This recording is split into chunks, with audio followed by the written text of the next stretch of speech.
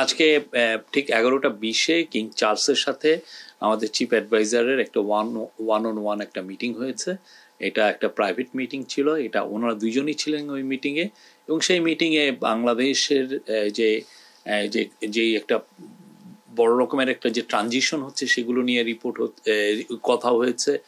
আর আমাদের chief adviser king চার্লসকে জানিয়েছেন যে তারা কি কি রিফর্ম ইনিশিয়েটিভ নিয়েছেন, এই ইন্টারিম গভর্নমেন্ট কি রিফর্ম ইনিশিয়েটিভ নিয়েছে সেটা নিয়ে কথা হয়েছে। এবং কিং চার্লস যেহেতু প্রফেসর ইউনুসকে অনেক দিন থেকে চিনেন, তো সেই জন্য তাদের অনেক পুরনো অনেক ধরনের আলাপ হয়েছে। এটা 30 মিনিটসের মিটিং ছিল এবং খুবই সৌহার্দ্যপূর্ণ একটা মিটিং। এই মিটিংটা মানে আমরা বলবো যে এই পুরো ট্যুরের এটা ছিল সবচেয়েতে আমরা বলবো যে সবচেয়ে ইম্পর্টেন্ট ইভেন্ট। এবং আজকে এই মিটিংয়ে পরে উনি, এটা 11:50 মিটিংটা শেষ হয়ে যায়, উনি ফিরে এসছেন। উনি আবার বিকেলের দিকে আবার বাকিংহাম প্যালেসে যাবেন। তখন কিং চার্লস তাকে যে king Charles the third harmony অ্যাওয়ার্ডটা দিবেন। এই অ্যাওয়ার্ডটা একটা রেয়ার অনার ওনার জন্য। বাংলাদেশের কনটেক্সটে এই সময়ে এইটা একটা বড় স্বীকৃতি, বাংলাদেশের মানুষ পুরো বাংলাদেশের জন্য এটা একটা বড় অনার।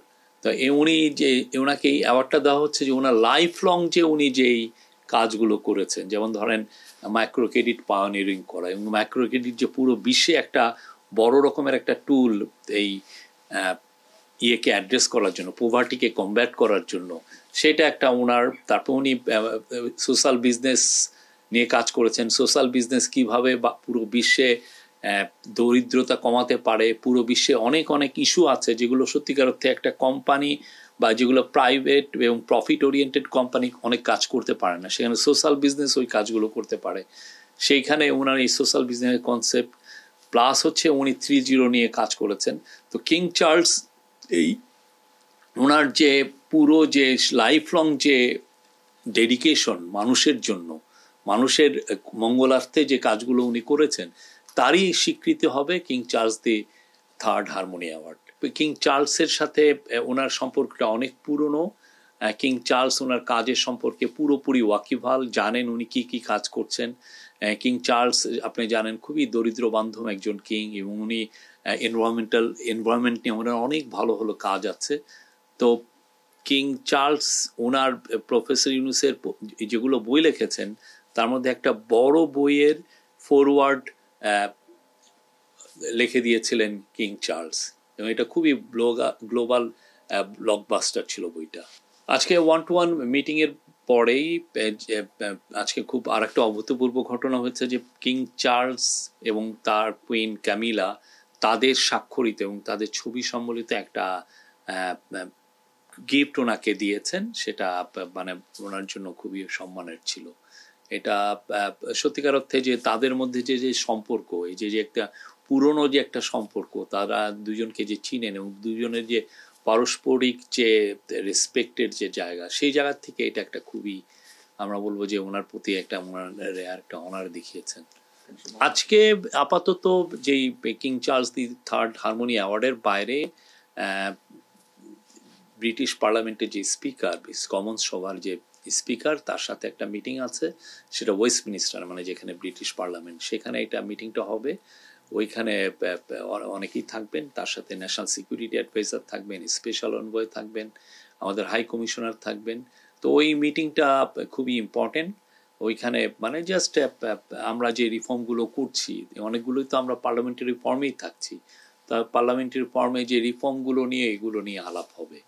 আর একটা হচ্ছে যে আমরা গত 3 দিনে 10, 11, 12 এই আজকে সহ এই 3 দিনে কিন্তু ওনার সাথে যারা সফর সঙ্গী এসেছেন, national security adviser doctor Khalilur Rahman, special envoy Lutfey Siddiqui, তারপরে আছেন হচ্ছে অ্যান্টি করাপশন কমিশনের চেয়ারম্যান আব্দুল মোমেন, আর বাংলাদেশ ব্যাংকের গভর্নর আহসান এইচ মনসুর। এনারা 4 জন কিন্তু ইন্টেন্সিভলি মিটিং করেছেন গত 4 দিনে। তাদের মধ্যে মিটিং যেমন ছিল, এনসিএ এর সাথে একটা মিটিং ছিল গতকাল, খুবই আমি বলবো যে ফলপ্রসূ একটা মিটিং। আপনি দেখেন এনসিএ কিন্তু গতকালই জানিয়েছে যে তারা এই যে সাইফুজ্জামান চৌধুরী জাবেদের যে একটা প্রপার্টি আছে 11 মিলিয়ন পাউন্ডের, সেটা গিয়ে তারা ফ্রিজ করে দিয়েছে, জব্দ করেছে। তো এইরকম তো মানে অনেকগুলো কাজ হচ্ছে, অনেকগুলো মিটিং হচ্ছে।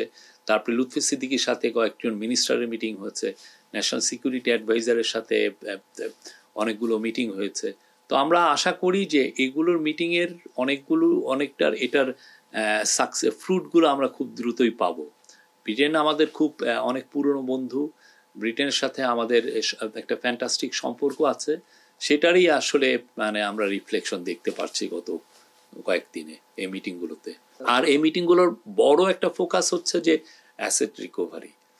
আপনি জানেন বাংলাদেশের থেকে শেখ হাসিনার প্রায় 16 বছরের আমলে $234 বিলিয়ন সাইফোন অফ হয়ে গেছে, মানে বাইরে চলে গেছে। এটা অনেক দেশে গিয়েছে, তার কিছু অংশ আমরা জানতে পেরেছি যে ইউকেতে এসছে।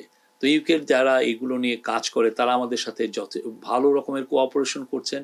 আমরাও আমাদের কেসগুলো তাদের কাছে প্রেজেন্ট করছি যে দেখো এই ঘটনাগুলো ঘটেছে। তো তারা আপনারা দেখেন সেটারই ফল আপনারা অলরেডি দেখছেন। গতকালও একটা নিউজ হয়েছে, এর আগেও কয়েকটা নিউজ হয়েছে। তো ইউকের এই অ্যাসেট রিকভারি আমাদের জন্য খুবই একটা ইম্পর্টেন্ট কাজ। এটা বাংলাদেশের মানুষের টাকা, বাংলাদেশের মানুষকে কিভাবে গরিব বানিয়ে কিছু কিছু লোক কত বড় বড় জায়গায় কি সুবিশাল প্রাসাদ কিনেছেন। আপনি জানেন কানাডায় বেগমপাড়া হয়েছে, আমরা সাসপেক্ট করছি আরো অনেকগুলো দেশে গিয়েছে। তারই আলোকে এগুলো নিয়ে আমরা অ্যাসেট রিকভারি আমাদের একটা বড় কাজ, আমরা এই কাজগুলো করছি যাতে এই টাকাগুলো ফিরিয়ে এনে বাংলাদেশের দরিদ্র মানুষের কাজে লাগানো যায়। এটা খুবই ইম্পর্টেন্ট একটা মিটিং বাংলাদেশের জন্য, বাংলাদেশের সামনের পলিটিক্যাল বাস্তবতার জন্য। পলিটিক্যাল যে আমরা আগামীতে দেখছেন যে ইলেকশনের একটা ডেট দেওয়া হয়েছে এপ্রিলে, তো এই ডেমোক্রেটিক ট্রানজিশনের জন্য এই মিটিংটা খুবই ইম্পর্টেন্ট। এই মিটিংয়ে আমরা আশা করছি যে তারা মানে আমরা এখানে আসলে কি এজেন্ডা এটা না, তারা যে মিটিং করছেন এবং তারা সব কিছুই আলাপ করবেন। কেননা একজন হচ্ছেন বাংলাদেশের এখন ইন্টারিম গভর্নমেন্টের প্রধান, আর একজন হচ্ছেন বাংলাদেশের লার্জেস্ট পলিটিক্যাল পার্টির প্রধান।